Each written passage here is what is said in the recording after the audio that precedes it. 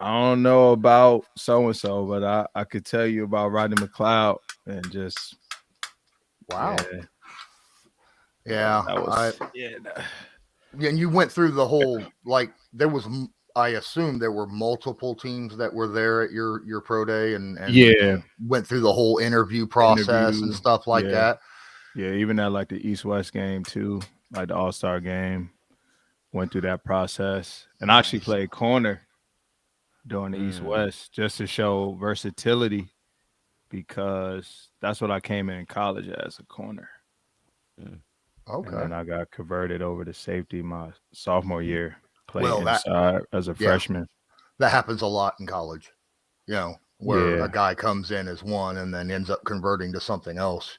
We have a lot yeah, of those on the Colts, actually. Guys that started off as a tight end and became a left tackle, or you know, uh, things of that nature. So yeah, I got you. A quarterback to tight end. Now that's something you don't see very often either. You know, Jelani Woods is that guy. yeah. I think Logan as well. Yeah. Logan Thomas. Logan Mm-hmm. Thomas. Hmm. Yeah. Yeah, I actually played him my senior year when he was at Tech.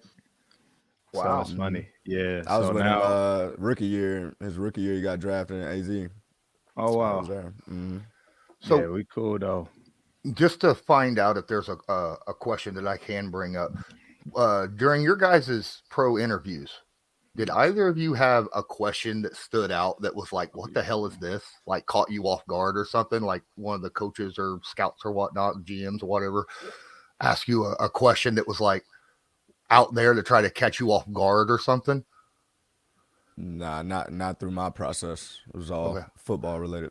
I can't remember who it was. I mean, it's all football related, but like there was a guy, I can't remember who it was that was talking about it, but he said that Mike Vrabel walks in and the first thing, the whole session is about bringing up video of all of your bad plays in in your in your time, and saying what happened here, what happened here, what happened here, catching you off guard and trying to see how you handle, you know, I the, mean that happened to me, but I don't necessarily think that was something that caught me off guard. I kind of went in there knowing that it was gonna be something football related, but okay, I mean I didn't look at that as like a shocker.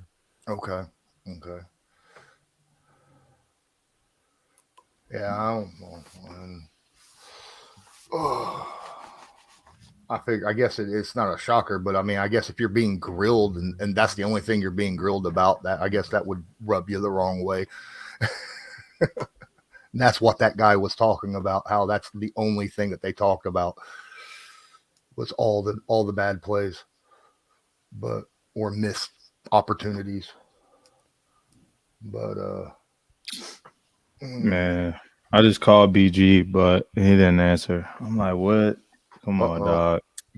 I hope I hope nothing happened. He said all he had to do was drop his kids off this morning, take the school, take the kids to school around 8. So he should be good after that.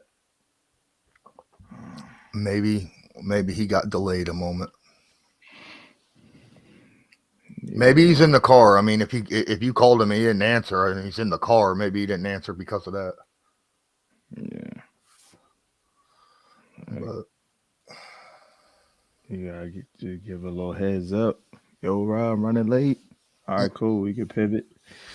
yeah, Just run the other segment first. But uh, yeah, I'm kind of feeling a little odd to start the other segment first, and then he walks in. yeah, facts though. Mm. How'd you guys do on your Wonderlic? I did fine. I forget what my score was, Yeah, but it wasn't like hard or nothing. Oh, okay, that joint was actually straight. okay. Would you run coming out, Jerraud? The combine I ran 4.42, then at pro day 4.38. Oh, Ooh, sliding, nice. Slide, slide, slide, slide. slide.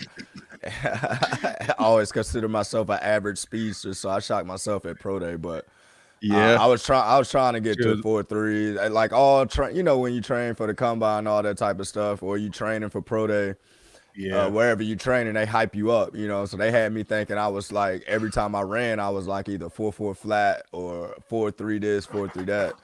Man, I go to the combine and D Butt. I knew who D Butt was.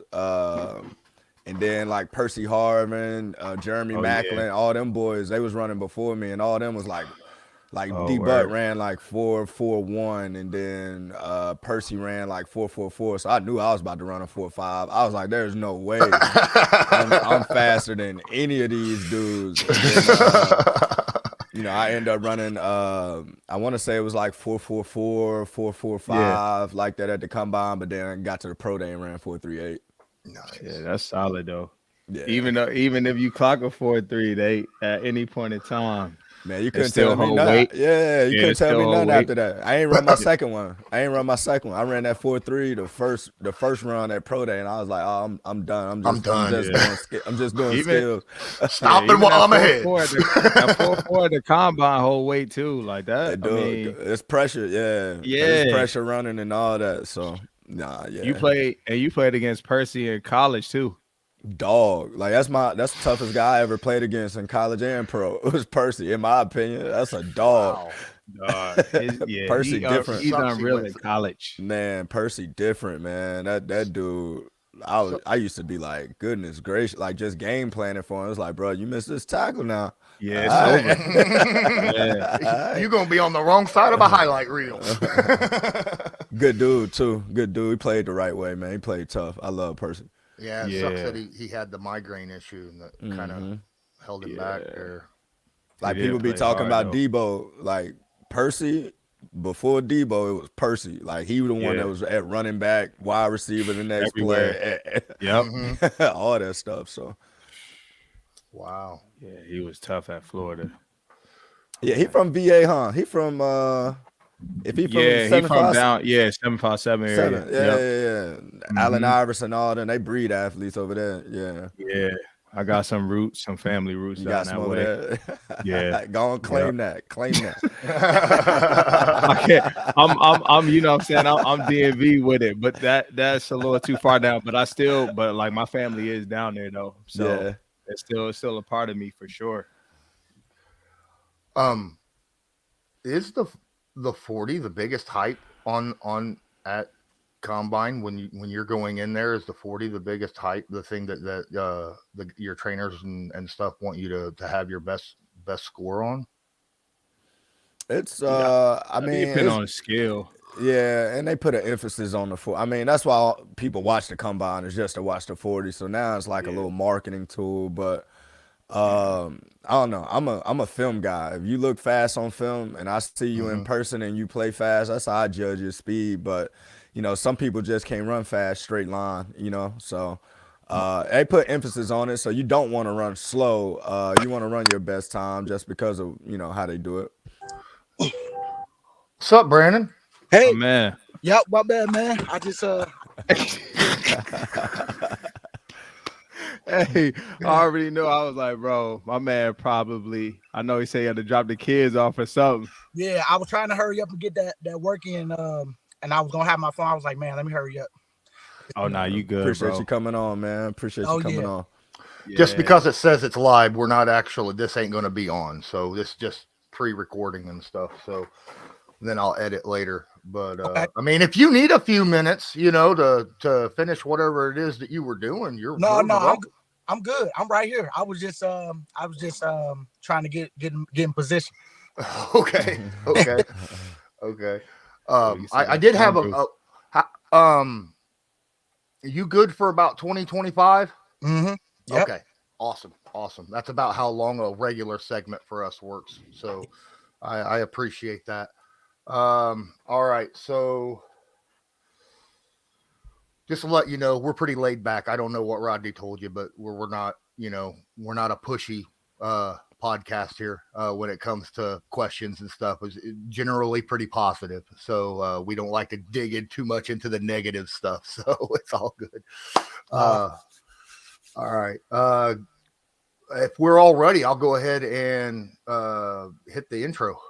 Yeah, let's do it. Yeah, we good. All right. All right. Here we go. 3, 2, 1. Hi, everybody. I'm Cassidy, one of your Indianapolis Colts cheerleaders, and you're watching the Believe in Colts podcast. Welcome back to Believe in Colts. I'm Lawrence Owen. With me, as usual, are my guys Jerraud Powers and Rodney McLeod. And as you can see here below me, we have a very special guest, Eagles pass rusher Brandon Graham. Brandon, thanks for coming on the show, man. Hope everything is going well for you this offseason. Oh man, everything's going well. It's a short off season because I really just took a week off and then I started back just working out, just making it to that last game. But yeah, man, it's been a fun off season so far, back taking the kids to school and picking them up. So right now, like, you know, I got time to kind of just get stuff done. So it's been a good off season. Awesome. Well, I'm going to go ahead and let Jerraud open things up real quick then. Jerraud?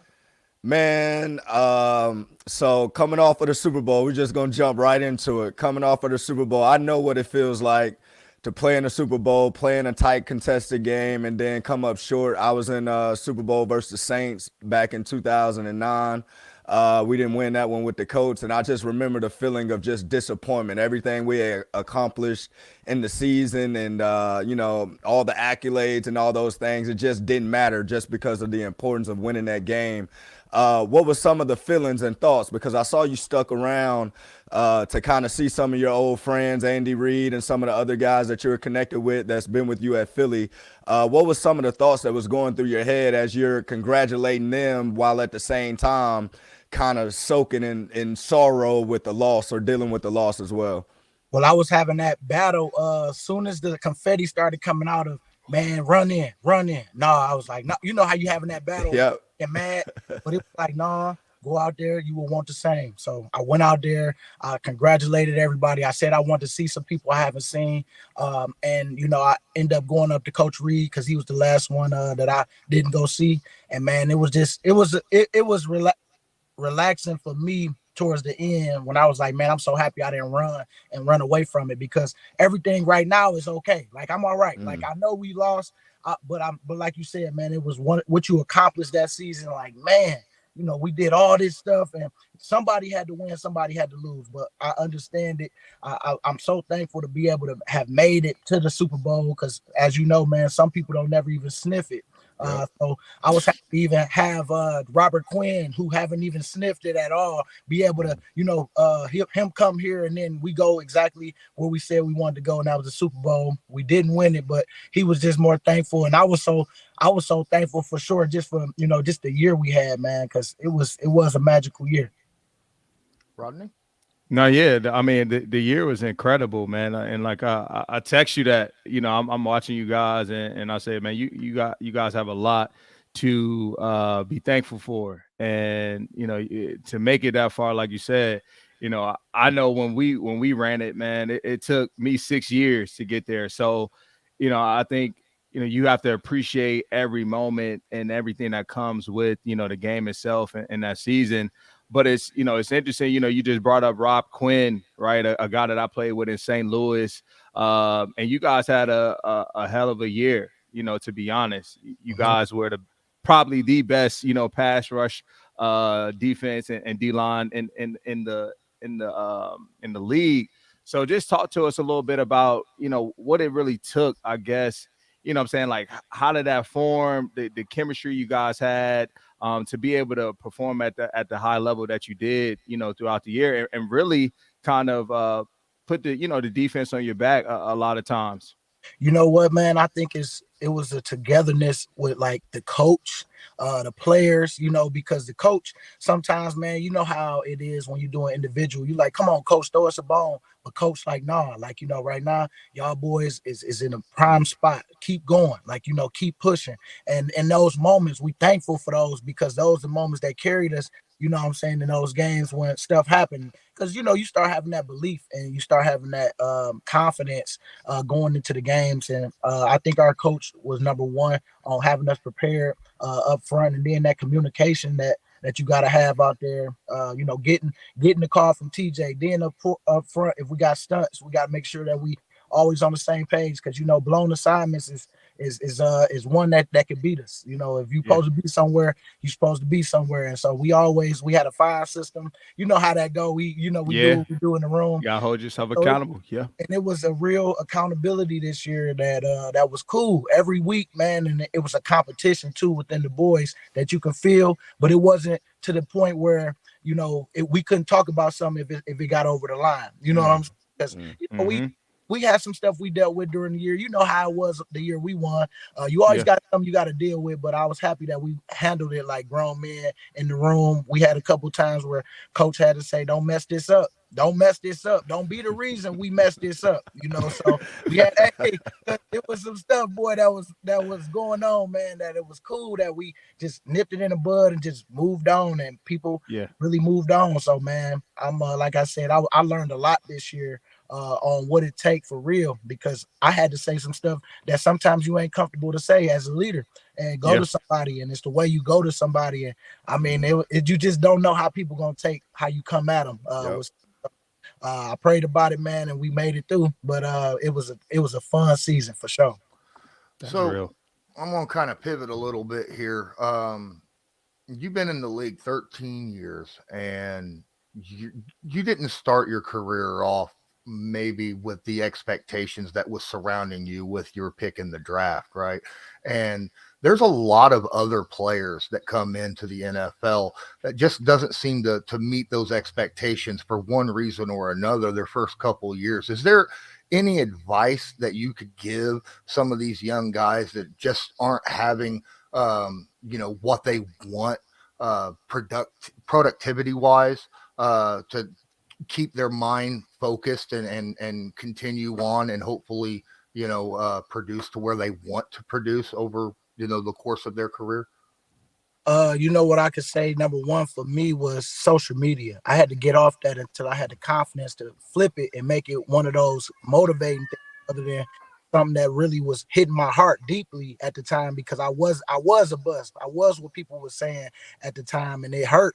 And so if it's hurting you right now, get off that social media and build your confidence back up by what you do every day, that work you put in. Say somebody gonna eat them words, whatever they saying, they gonna flip them. And that's how I kind of started building my confidence up and just working every day, enjoying the people that's around me, that know my story, that know what's going on. They see the work, what you putting in every day in the gym, and just enjoying your family time, because, man, you can control only what you can at that time. And so I just say just one day at a time mentality. And when it's time to make your play, make sure you, number one, know what to do, because that could take you away. And just know where coach is telling you and where he's coaching you, and try to be better with that, because you got to be able to be coachable and be able to get better in this league every day, every week, and every year, because they just want to see growth and progress. So it's just it's on us when you want to flip your mindset. It's the partying sometimes. I mean, I had to chill out on some stuff until I was ready for that,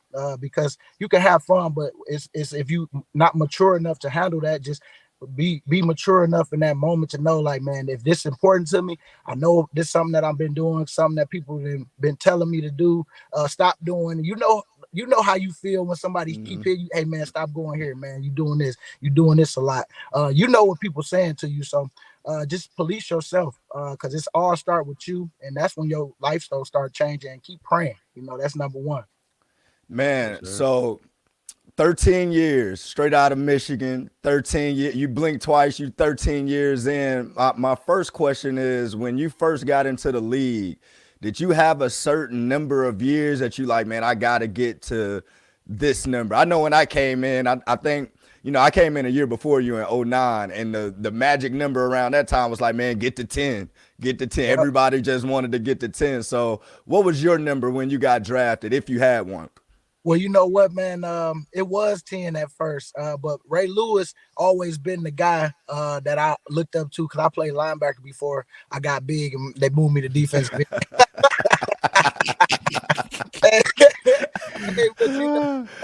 Best decision ever. But when I started being able to see that I could really go, and I'm not feeling as bad as it used to be back in the day, of the practices, because I had Andy Reid my first year. Boy, 09, you say 09, you know what? 2 days. For real. I just missed that. and it had me questioning if I really love football or not. You know what I'm saying? Like that. But you know, the way the game is now, man. I mean, I told wifey 2 more years, and then we called it. I just want to say 15, hopefully with the Eagles, the whole way. Now that I've been here, completed 13, going on 14 now, man. Just trying to take it year by year, but I'm just really enjoying it because I'm still playing at a high level, and I know Father Time has his time when it's coming. But right now, man, I'm just taking full advantage and still having fun playing. And you speak on Father Time, and this was my second question I was going to ask you. Like you say, 13 years, one organization. I think everybody in the sports world know how, I guess, important the Philly fan base is, just in all the sports, just how the Philly fans really support their town and their teams. You had a tough injury a couple years ago with the Achilles, and I know certain injuries because I dealt with them. It'll make you question yourself if you still got it or not. You know what the future holds for you. Are you going to be the same player or whatnot? What was some of the things you learned about yourself going through the rehab process with that Achilles, trying to get back to the high level of playing that we saw you play this year? Well, you know, I dealt with that knee when I first got here, and that's when all the bus labels and stuff came around, and that's when I started to develop that mindset that I was just saying about. Like, what happened when I tore my Achilles, man. I had looked up and was like, man, I had said a prayer and was just like, you know what? It's all good. I've been here before. It's a uphill battle. One day at a time. Make sure you watch your weight, man, because you know how you do. So just going through my checklist, but it was a little easier this time because I knew I had guaranteed going into the next year. So I was like, all right, at least I know I got 1 year left next year. So I gotta do it. I gotta make sure I just attack every day, one day at a time. And when I got back to be able to be around the team, I've started to feel better as I watched them go out during the season. You know, the last game against Tampa, I was there, you know, so it just felt good being on the sidelines again. Then once the season was over, it was mindset to the next year. And so I got back running like in February, and by OTAs, man, I was doing everything, going just back into the routine of just grinding every day and just going to prove yourself. And so, man, I just made sure I watched that weight because that was number one. Worked out here with the Eagles, stayed with them and they strength staff. So I was already ahead of the game when everybody got back on what we was doing. So that helped, man, and built my confidence in training camp. I just was one day at a time, having that mentality like they trying to get rid of me. They trying to get rid of me. You know what I'm saying? And so, you know, just whooping on, like, you know, just that scared me, man. They still trying to, okay. They don't believe in me because you would hear little birdies, man, people saying little stuff. Oh, they don't. Okay. So I used it as motivation, man. So it was just one of them mind games that I'm happy that I played with myself and just kept using that to fuel myself every day, even in practice. Because I'm like, every day, coach gonna say something good about me in film. You know, something happened. You know, so that's what I tell the young guys, man. Just try to flip that mindset because you got to work. You got to go to work and you got to find that motivation yourself. If you can't get it from somebody else, you got to definitely motivate yourself because every day is a grind. And you could, you know, this is a high motor dude right here, man. This is high energy, the biggest trash talker I know on the field, but like the most like gentle guy off the field, man. Karen loving, goofy, you know what I'm saying? Always laughing, trying to put a smile on people's face, man. It was truly, you know what I'm saying, a blessing. And it was impressive to see from afar, you know, you be able to persevere, right, through that Achilles and probably have one of your best years of your career. And you just talked about it, right? When you get to that point of age 30, you become, you know, labeled as the OG, you know, guy who's too old. And so you have to prove yourself, right, during this time. And you've been able to put together a very impressive year. So what's your mindset right now? Because you just talked about it. You jumped right back into working out after going all the way to the Super Bowl. And people don't realize the time, one, that you had to put in from your Achilles, but then also the grind, right, of now 17 games plus the run of the playoffs. And now you're back into it. And now you're preparing for free agency. Like where's your mindset at right now as you kind of enter this free agency, knowing the season you had, and what are you looking forward to in these next coming months? Man, I'm really just enjoying the family time right now, man. We just got a basketball room for baby boy, so he just been outside. So it's been one of those feelings where I'm like, okay, I just love just him and his excitement right now because I'm starting to do little stuff with baby girl. She in gymnastics, so that took over.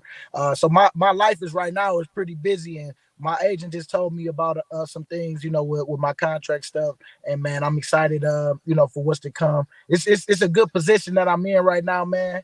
And I'm just, just sitting back, really enjoying the time because, as you know, them times fly. I'm like, dang, we were just in the Super Bowl. The week of the Super Bowl, it's over, and you know how quick it's over because you come in the next day, exit meetings, and then bye bye. It's like, dang, that's how I go. Everybody gone. So, man, just really just trying to sit back and enjoy this moment because I know I'm going somewhere or being here wherever. But I just know that I'm controlling what I can, and that's right now this time, man. It's good times, even with during the chaos with us losing the Super Bowl, because that's what I hear more than anything. What happened, we love, but they want to know what happened, in my mind. So I'm like, y'all seen everything we seen. The defense, we did all we could at the end of the day, and we went out the way we were supposed to go out, and that's how I look at it. So Yeah. I know Philly, you're gonna always constantly remind you about what I'm saying, your most recent game. They don't let too much stuff pass them by. mm-mm. But what would you say, I guess you're looking back over this season, um, your favorite, I guess, or most memorable play or game? You know what? When I finally got double digits against the Saints, boy, man, that game too. So I went 10-11. So it was nice, right at 9. I've been stuck at 9.5 for a long time. That was the year we won the Super Bowl. You was here that year during the season, 9.5. And I had that like probably halfway to almost towards the end, and I couldn't get it out them last 5 games for nothing. And so I thought I was in that same position, man. I only had 3 to go. And Yeah. I was like, man, here we go. Here we go. And boy, that Saints game came, and that was one of my most crazy moments because we had a lot of energy on the sideline after them plays. Yeah. You talk about stuff like that, and it's 13 seasons, and you arguably had your best statistical season this past year. When it comes to a lot of the stats that everybody look at, what do you contribute to that season that you have had and on top of kind of a diminished capacity, right? I mean, Mhm. you ran about 40 some percent of the snaps as opposed to almost twice that in your previous years. So what do you contribute to the great season that you had this past year? Man, I had to get my mindset right at first because, yeah, like you said, my reps was limited. Yeah, and so that was tough coming from being a starter, going to the limited reps, and then sometimes you feel like the coach playing with you, and certain times, you know what I'm saying? Like it just seems like it's a game. You know how it go, and you be sitting back like looking at him funny, like, come on, man, like you know what I'm saying? One play and That then D line rotation is vicious, man. Man, listen, listen here, man. Everybody itching to get in on third downs and passing down And situations. then you got And like double dutch. You just come on. then you got a group full of dogs in there, so it's just like Yeah. everybody wants, and I'm always looking to the side, like, whoo, all right, nobody coming, I'm good. Yeah. You know what? That was in the beginning, but afterwards, though, man, I was like, every rep count. All right, babe. All right, B, let's go. Every rep count. And on Yeah. first down now, they passing the ball, so you better be ready for when it's play action. You know what I'm saying? Like that's why I said my mindset changed because at first that Lions game, it was tough, man, on the whole game. And then as soon as I start acting right, I finally get a sack at the end. I got a half, but it was cool, And I'm like, B, why is you tripping? Like having these mind games, man. I'm telling you, you know how it go when you in the moments. You gotta try to, do what's not the easy route of pouting and doing all that you want to do. And man, I had them battles this year because that was tough. This is the first time I really came off the bench for real since I started when I first started, so it was one of those, where I was proud of myself, like towards the end, even the Super Bowl, I was just like, man, whenever somebody need me in, I'm ready, and the mindset that I had to have this year, and I, even help some of the younger guys that really thought they should be playing more because they was balling. But I told them they're gonna give them the keys, but make sure you handle this the right way, the way you're supposed to. And because look at my situation. I mean, I could be crying too, but we out here, man. We working, and you taking full advantage of them reps when you get them. So that's what I would say. I credit just the mindset and just the prayer, man, of just developing that mindset over time, because it wasn't easy in the beginning.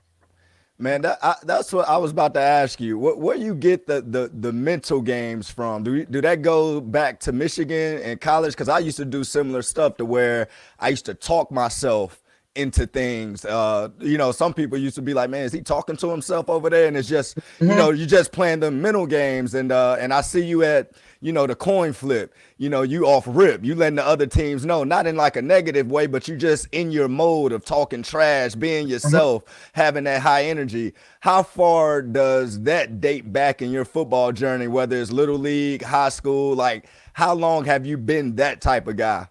Man, it's been a long time. I was like, my dad though. My dad is the one that talk a lot of trash, and so he played basketball. And when I used to go see him play his little pickup games, and you start to see what he do and all that little stuff, I felt like that's where I kind of got it. I mean, that's where I got it from for sure, because we talk the same, we look the same, built the same, all that. Like, so it's so funny, man. We got the same laugh. Just identical, and I think it's just from him. And what helped me a lot too? Chip Kelly days helped me a lot too, man, because Chip used to bring a lot of people in talking about that mindset that you got to have. You got to talk yourself into it instead of talking yourself out of stuff. And so we, that even just solidified, like, man, you got to make sure you stay conscious of your thoughts, man. You got to make sure that you don't let a lot of stuff sneak in. Them habits that you develop, and it's starting to cloud some of the stuff, even like relationships, man. Like, what I'm saying, like, it's helped me in my marriage and all that. Like, what I'm saying, just trying to look at it from that point of just trying to be, competitive on, like, not doing the easy wrong, what I'm saying, and doing the hard right, and so that's where I just keep talking to myself. It's one day at a time, man. It ain't. It's different every day. Sometimes I don't let the mood get me. Sometimes, and sometimes you do. But I always just be thankful for what I got, and always try to make sure I'm congratulating others, trying to be better, just with all that, man. Trying to check on people. Just try to be as all around as I can be. That's what's up. Awesome. Well, thanks so much for joining.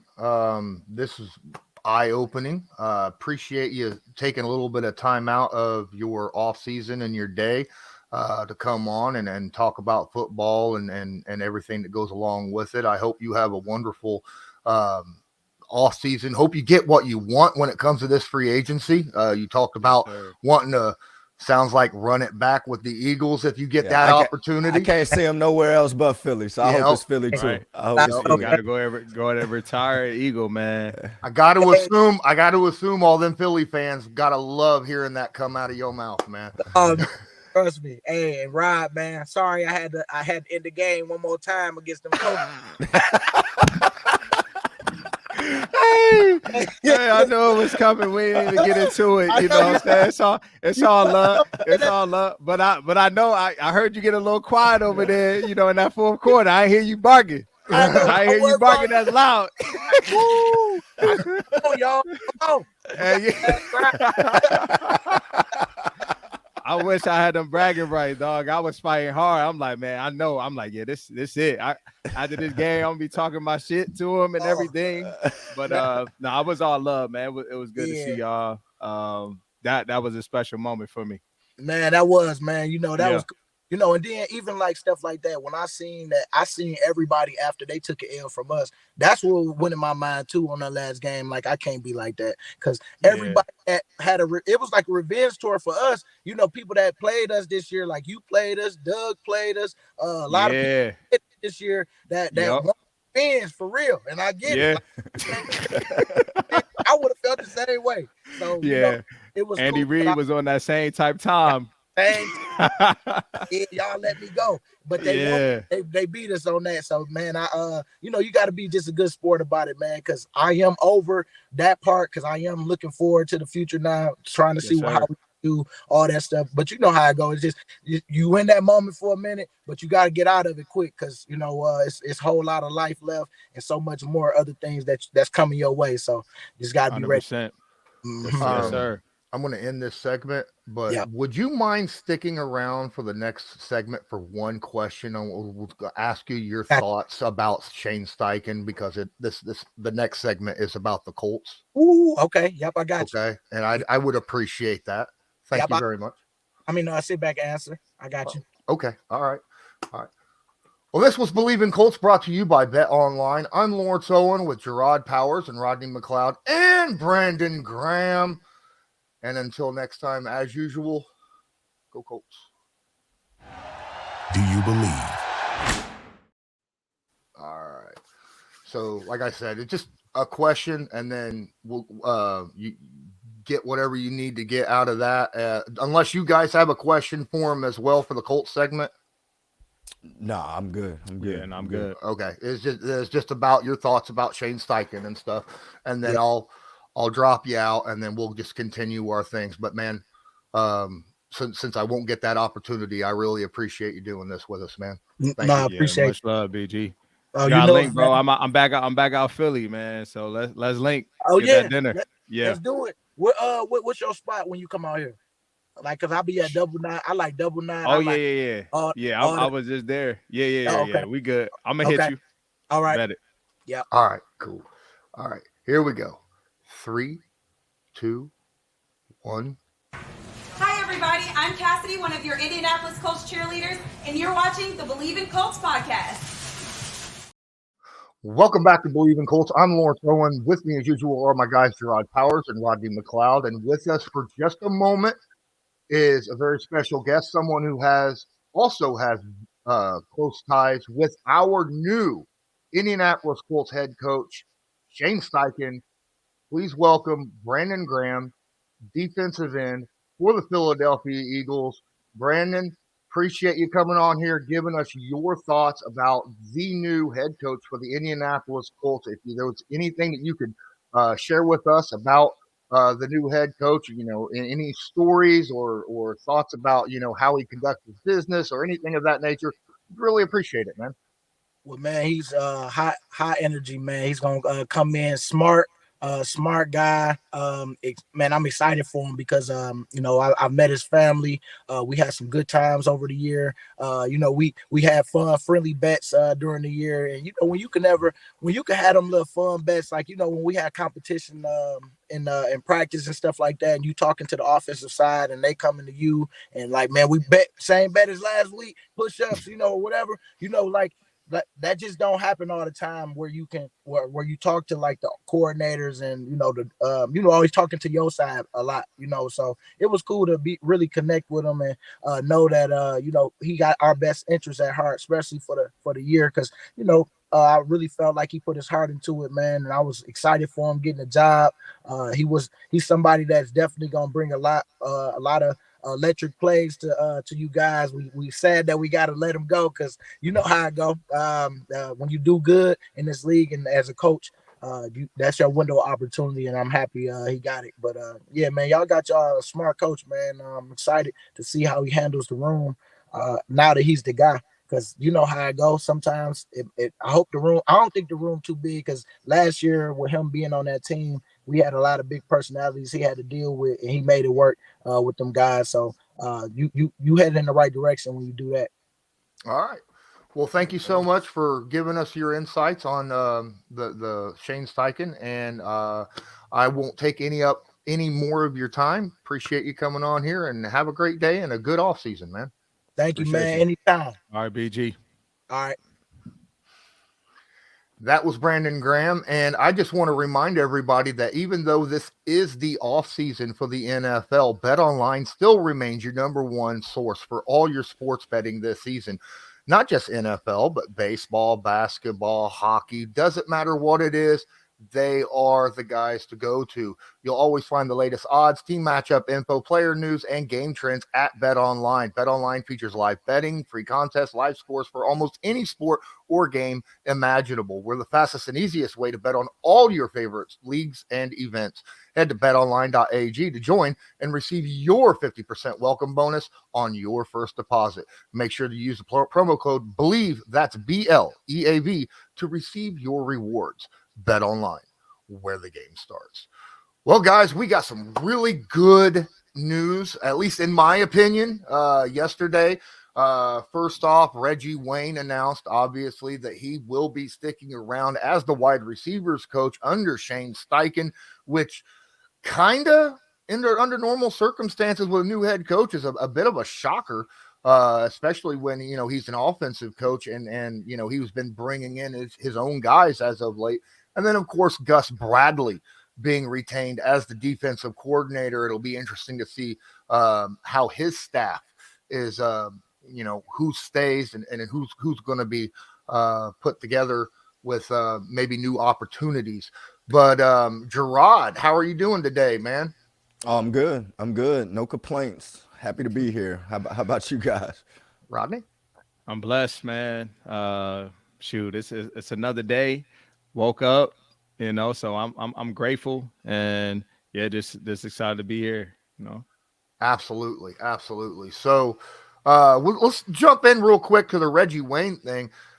I was personally, as much as I wanted Reggie to stick around, I didn't think he was going to. I thought for sure Shane was going to be bringing some guys over, and then I saw a tweet from Nick Sirianni, right, stating that Shane surely wanted to bring some of his guys from Philly on the offense over to Indianapolis, staff-wise, but Sirianni said it's his job to keep all the good coaches around in Philly. So I don't know if that had any kind of impact on who Shane was able to bring over or not, but Jerraud, Reggie Wayne very, very well. Mm-hmm. How do you feel about Reggie sticking around with Shane Steichen? Oh, I love it.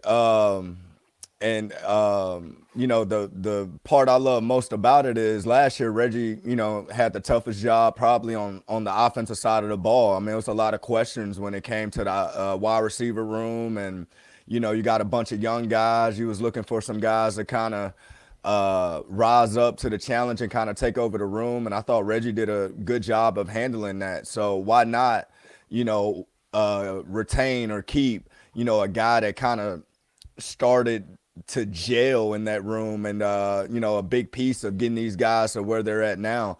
I think it brings some comfort when your players know that they got their same position coach coming back, and the continuity and the chemistry and all those little things that matters once the season hits. Those guys are going to have that going into the off season, OTAs, summer ball, camp, and all those type things. You ain't got to worry about trying to figure out the new coach and what he likes and what he expects and his expectations and the different ways that he likes to, run this route or do these type of things. Exactly, how Reggie wants it done and the expectation level that he wants it done at. So I like it. And then on top of it, everybody knows Reggie's a household name in Indy. So I know it was kind of a shocker to see a position coach announce that he's coming back. But when you're talking about Reggie Wayne, the entire Colt fan base was probably excited to hear or see that. So it's a little different scenario when you're talking about Reggie in the coach building. I mean, we're talking about a Ring of Honor guy. So absolutely. And Rodney, Reggie Wayne from a different aspect, defensive side. Plus, you knew him now also as the coach, Reggie Wayne, rather than just the wide receiver, Reggie Wayne. What are your thoughts about Reggie Wayne and him sticking around and what you saw from him?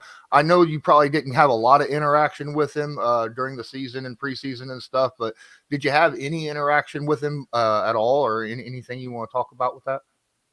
I think Reggie Wayne is a great guy to add to any coaching staff. Of course, who he was as a player, speaks volumes, but especially to this Colts community.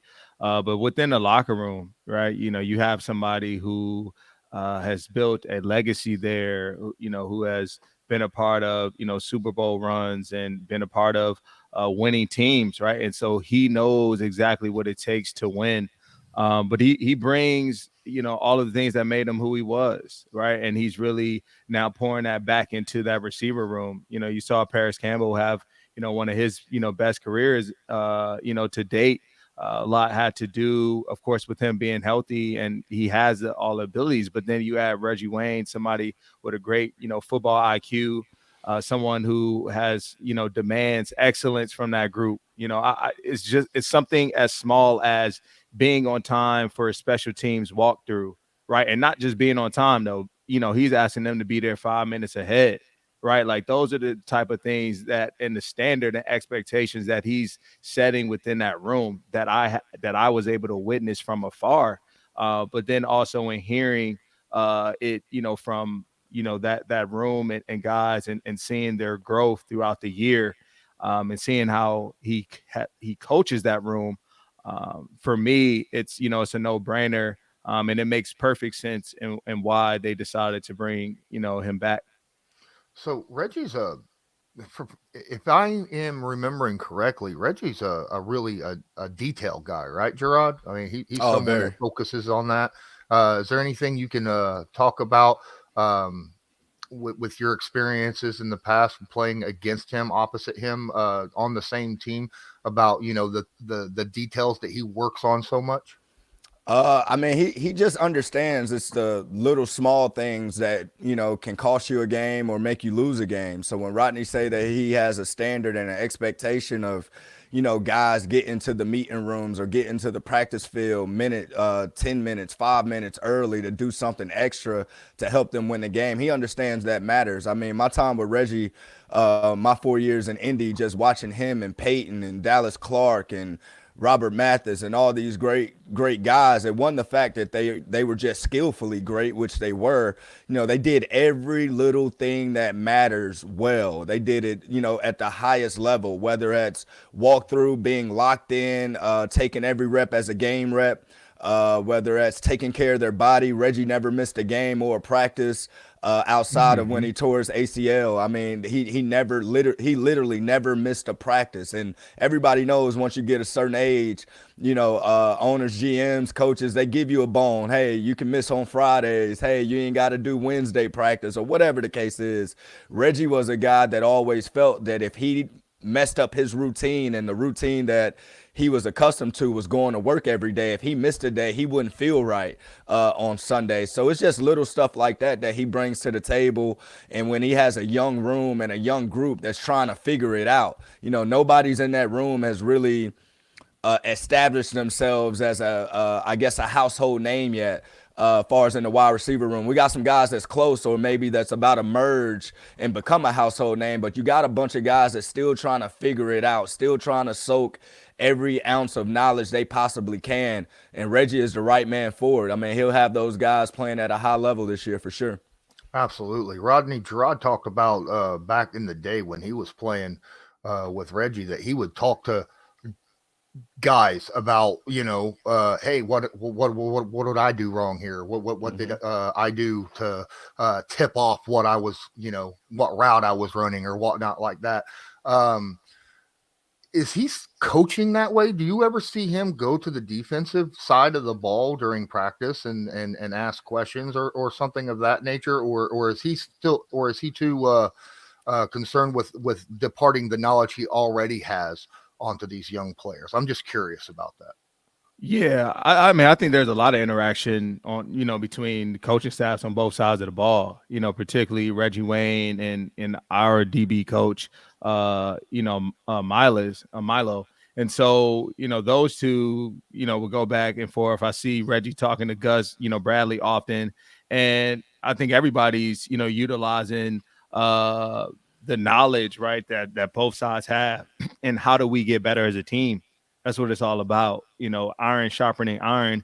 And so, yeah, those are the type of conversations that they were sharing. but also, you know, to Jerraud's point, you know, you can just see the detail and how he emphasizes that regularly, you know, with that group of guys over there. Everything from you know, depth of route to especially one-on-ones that we used to do often. You know, you see him immediately, soon a receiver coming back, he's already giving them on the field critiques about what he saw, right? To hopefully improve for the next rep, you know, that comes, right? And it's all about getting better. We talk about 1% better, and he does place a huge emphasis on that, and is committed to that. Oh, okay.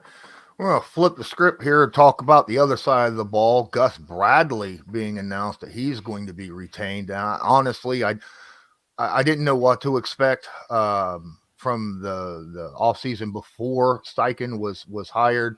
There was news that came out that, you know, Gus Bradley was being blocked from interviews for other teams because some of the guys that were interviewing for the head coaching position were willing to have Gus stick around. But we were never told if Shane was one of those guys that were interviewed that was willing to keep Gus Bradley around. I'm going to start with you, Rodney, since you know Gus the best out of all of us. What are your thoughts about Gus Bradley sticking around with the Indianapolis Colts for another year under the new head coach and the new regime? Yeah, I like the move they made to keep Gus. You know, like I've spoke about you know, a couple pods ago, you know, the fact that, you know, Gus is a great coach, right? He's, you know, not only been a head coach, he's been a defensive coordinator, has coached some of the best defenses, you know, in the league. And, you know, last year for a good portion of that, you know, we were another one of those defenses for under Gus. And so you have to like the fact that, you know, there's familiarity there, there's comfortability there between players and coaches, and more importantly, the scheme, right? You know, now, you know, coming into year two underneath, you know, his scheme, there's just, you know, so much, I guess, release that does for a player, you know, stress free, and the fact that you kind of now have an understanding in how things should be run. You know, where do I need to be? You now, you know, have a good idea of also the locker room and your teammates within the scheme. So I think it was a great move to bring him back. It's not broke, then no need to fix it, right? And so, you know, when I look at what we were able to do last year defensively, you know, I like the move to bring Gus back. Awesome. Jerraud, what'd you see from Gus this past season? Just to piggyback off what Rodney said, whenever you got a returning coordinator as a player and you just been through a system the first time, it's a comfort level that you have going into the off season, getting ready to go back and start OTAs and summer ball and all that. You're not on the I guess the thinking wave of not knowing the unsure. Like now you know exactly what Gus likes, what he don't likes. You know how he coaches. You know his personality. You know his wife. You know his kids. You know all these other things that you didn't even get a chance to you didn't have a chance to know or experience, you know, during that first year, because the only thing that mattered was learning the playbook. Like, man, I got to learn this playbook. I got to know my job, my responsibilities, where he wants me at, what he don't want me to do, all those type of things. So like you said, when you're coming into it for the second year, you're almost relieved. Like Rodney said, it's almost a stress-free feel because this your second go at it. You know the terminology, you know his expectations, you know the things that pisses him off, you know the things that's not going to piss him off. Like, you know, all these other intricates that matters when it comes to building your defense and chemistry and knowing your role and your job and all those things, that I'm happy that they kept him, because when you look at our defense, we have pieces in play. You know, we got guys that know what they're doing and that can ball and play at a high level. So for those guys to return and be in the second year in the system, you expect, like Rodney said, how good we look for most of the year, you expect that to go to even another level, just off of the comfort of knowing the playbook inside and out. So I got a question for both of you guys. There was, you know, There's a little bit of a difference between, what was here 2 years ago under Matt Eberflus, what was here last year under Gus Bradley, and some players performed differently that were here between both those two coordinators, and the excuse of scheme fit has came up quite a bit. Is that a thing? Is that a situation where, especially since both of you guys are the back end of a defense, does scheme play a big role on how effective you are when you're able to play on the backside? I think. Yeah. Oh, go ahead, Rodney. Go ahead. Oh yeah, I was saying I think it does play. It does have an impact, on players and their performance. But I think, like anything else, man, I think the good thing about what we just spoke about is the understanding, right, and the knowledge that both sides now have, right. We know everything about Gus Bradley and the rest of that staff. Everything from schematics to personality to expectations to standards to presentations, right? Like we have a good idea and energy level, all those things, right? And I think the same is now, they could say the same and understand what they exactly have, right? From every player within that locker room and on that defense. So I think now, the coaches who are able to also make the proper adjustments or build their scheme around the strengths, right, of their players, really takes your defense to the next level. And I think that's just like, that's on offense too. You see a lot of coordinators also tailoring the way that their offensive plays based on around the quarterback, right? You think of all of these running quarterbacks that we have, dual threat quarterbacks, and how that is an added addition to a playbook that you have to add that layer, right? Because that puts pressure now on, the defense. And so I think the same thing is going to be required for, as a defensive coordinator, as you look at your roster and how it's built, going into this year, you say, okay, how does my scheme help, elevate or bring out the best in these guys? What positions can I put them in, right? Where can I tweak here and there, but still keep the integrity of my scheme, but be able to, also play towards my players' strengths. No, I agree. I agree. I think the best coaches and players, like the best coaches, are able to adjust their scheme without, like Rodney said, changing the integrity of it and putting their players in position to do what they do best. Whether you got a guy that might be great at man coverage, you might be in a zone scheme, so you might have certain little ways of changing certain calls to put this guy in more of a man-to-man type of a feel or situation, even though it might be a zone type call. And then as a player, once you get into the pros as a professional, I honestly believe as a player, you should be able to adapt to whatever scheme you're playing in, because if you wasn't good enough to play in the NFL, you wouldn't be here. You don't see everybody just playing man to man, every single down possible, and then they can't play cover 2 or cover 4, and vice versa. I mean, I guess one of the examples I can use is you look at somebody like Patrick Peterson. His whole entire career, he was looked at as a lockdown, man-to-man guy. He don't want to play zone, whatever the case may be. And then he goes to Minnesota, and this past year had one of his best seasons ever. And they play more of a, multiple coverage type thing, to where it's just not man-to-man. He might be in quarters, he might be in 3, or whatever the case may be. You look at Richard Sherman, who goes from in Seattle.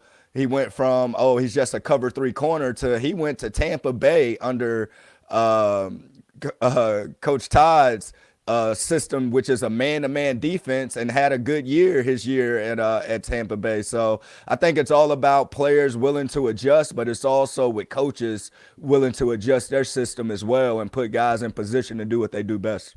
Awesome. So, yeah. Rodney, last year with the Indianapolis Colts and Gus Bradley, was there ever situations where now I assume that in-game adjustments happen often in the NFL on the defensive side?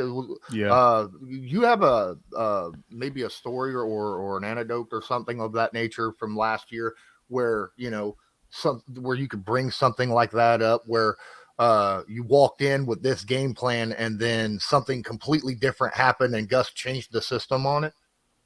Or yeah, I mean that happens regularly, to be honest. Every time you go back to the sideline, you're looking Adjustments. at Mhm. the plays, that just occurred, whether you got beat on a play or not, right? Because what tends to happen is those formations are going to repeat itself, right? And you want to be able to now say, hey, the next time you run that, you run this play, I'm going to take full advantage of my opportunity, right? And be in the right position. So those type of conversations are happening often. But I remember specifically like the Tennessee game. We kind of came in with a specific game plan, and it's the first one. And towards, I think, going into maybe the second, probably going into like half, and then third quarter, we made the adjustment and start running a lot more man to man. Just felt, one, we can get a lot more stingier in the run defense, and then two, we felt overly confident in just our matchups that we had out there.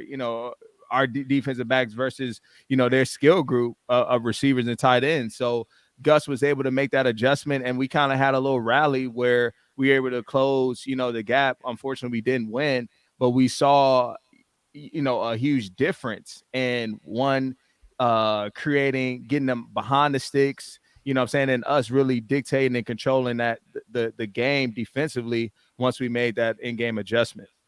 Okay. Okay.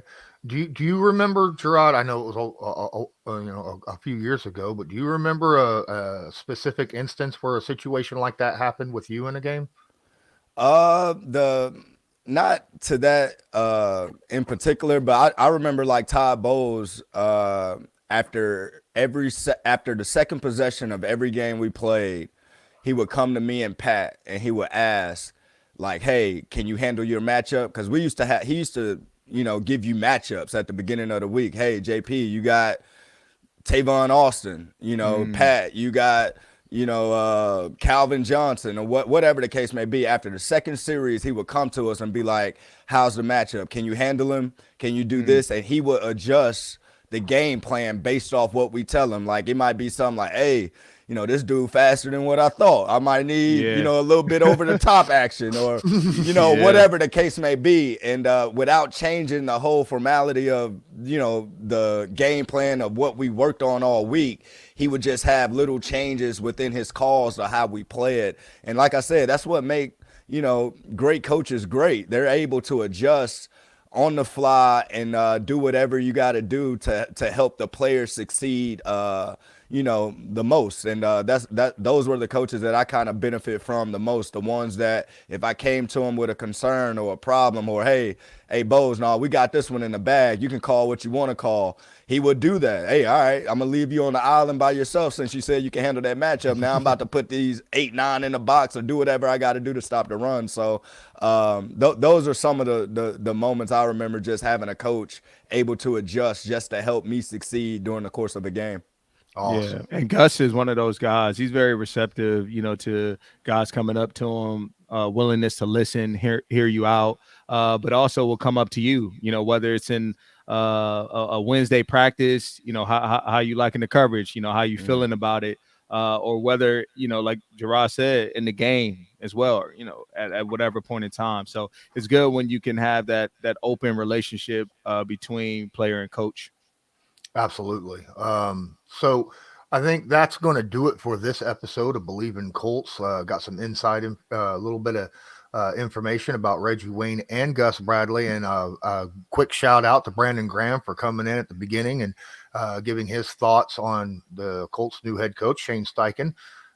This was Believe in Colts, brought to you by Bet Online with myself, Jerraud Powers, and Rodney McLeod. And until next time, as usual, go Colts. Do you believe?